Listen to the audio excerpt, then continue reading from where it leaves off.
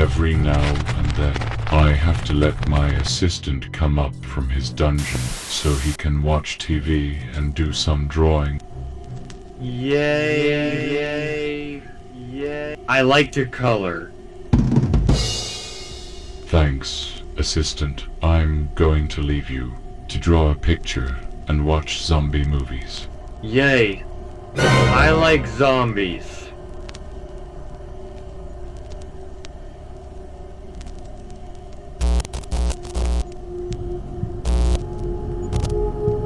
I have a zombie story.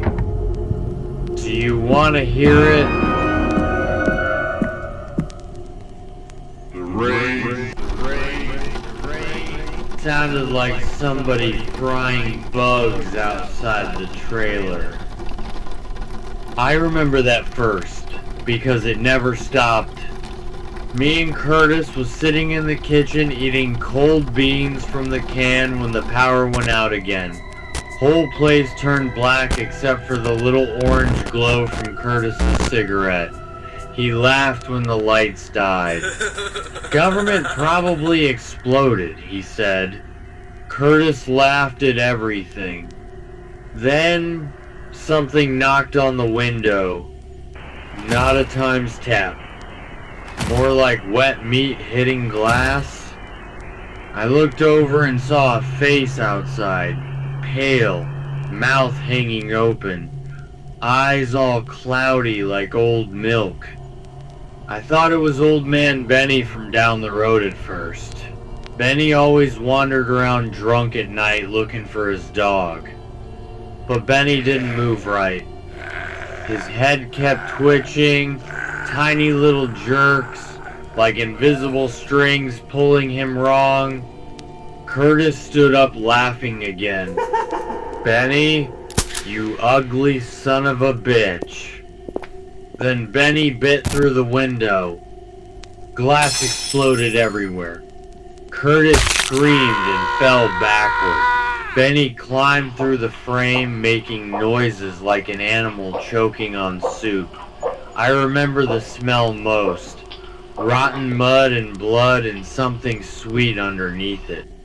Curtis grabbed a frying pan and smashed Benny in the face. Benny didn't care. He just kept biting. I ran. Didn't even think about it. Just ran into the rain while Curtis screamed behind me. The whole trailer park was chaos outside.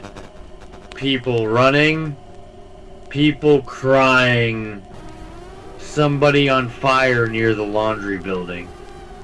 And everywhere those things stumbling around in the dark, I saw a lady crawling with half her stomach gone, dragging herself through puddles while another thing chewed on her leg like corn on the cob. I hid under an old pickup truck till morning. That's when I learned the scary part. I watched Curtis walk out of our trailer at sunrise. Slow, broken, one eye hanging loose, still holding the frying pan. He looked around like he forgot something. Then he turned his head right toward me under the truck. I swear he smiled. Not a happy smile. A hungry one. He got down on his knees and started crawling toward me in the mud. Real slow. Like he knew I couldn't move.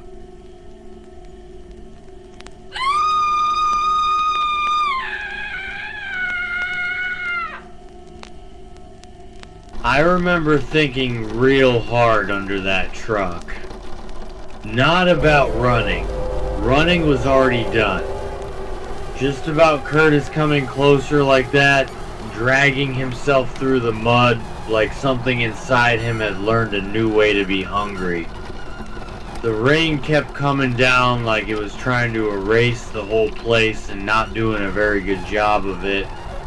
I had that frying sound in my ears again, like bugs in hot oil, like the sky was cooking something it didn't know how to finish. Curtis stopped a few feet away, close enough I could see his eye, the one still in its place, blinking slow and wrong, the other one just hung there like a loose ornament.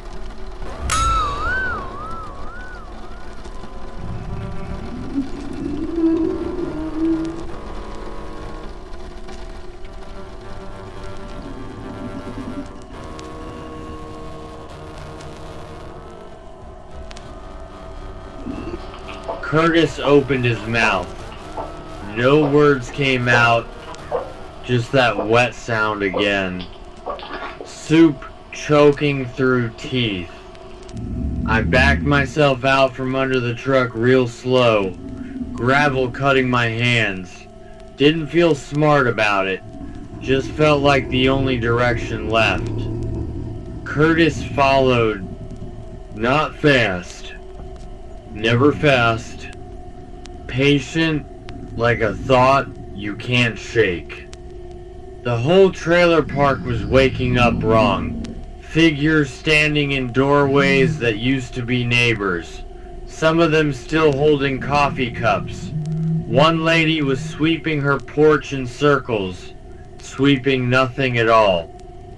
I walked toward the road, because roads are supposed to go somewhere.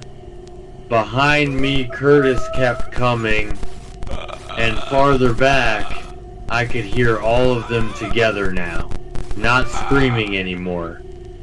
Just moving, like a crowd learning a single step.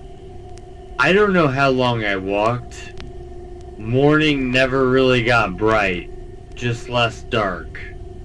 At the edge of the park, where the sign used to say "Welcome Home," but half the letters had fallen off, I stopped. Curtis stopped too. He was close again. Close enough I could smell that wrong sweet rot on him.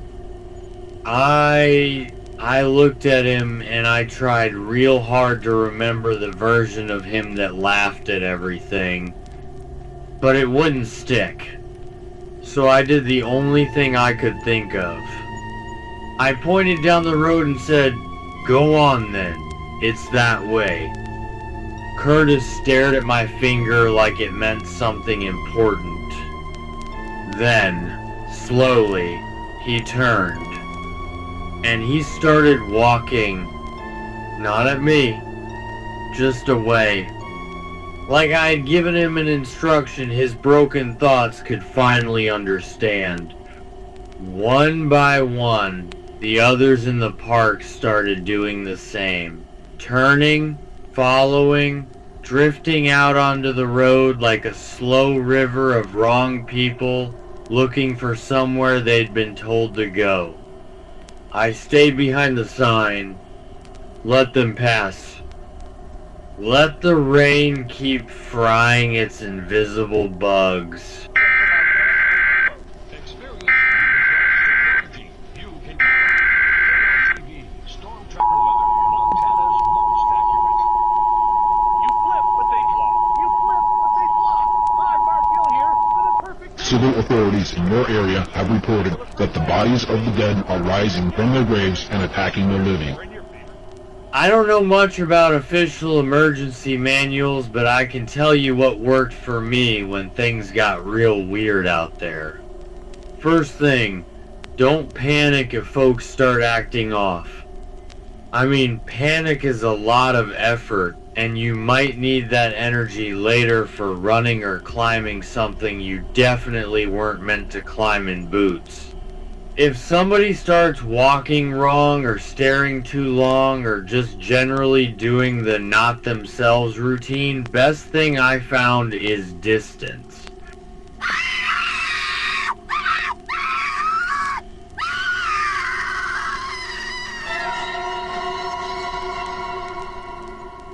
Second thing, shoes matter. Sounds small, but trust me, nobody ever says, "I regret wearing sturdy shoes while being chased." I tried it once with loose sandals, learned fast, never again. Third thing, don't assume quiet means safe. Quiet just means whatever's happening hasn't decided to introduce itself yet. Fourth thing, keep moving, but don't rush yourself into bad decisions. There's a sweet spot between standing around like a statue and making life choices at sprint speed. I try to stay in that middle zone. Call it brisk wandering.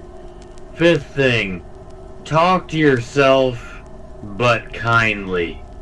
Not because you're losing it, just because you're the only reliable staff member you've got. I like to say things like, alright, we're doing fine even when I'm mostly guessing. It helps morale. Mine, anyway. Sixth thing, if you see a group of people moving together in a way that feels coordinated, don't assume they're organizing anything friendly. Groups are fine. Groups are also how bad ideas get free transportation. Seventh thing, don't get sentimental about places.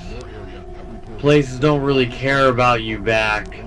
I learned that after a few very emotional goodbyes to locations that turned out to be actively worse than I remembered.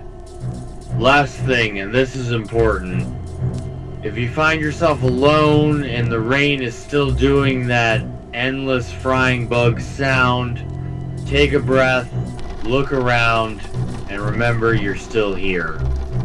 That counts for something, and if you can still walk, you might as well keep going. That's pretty much my system. It's not official, but it's gotten me this far without too many problems.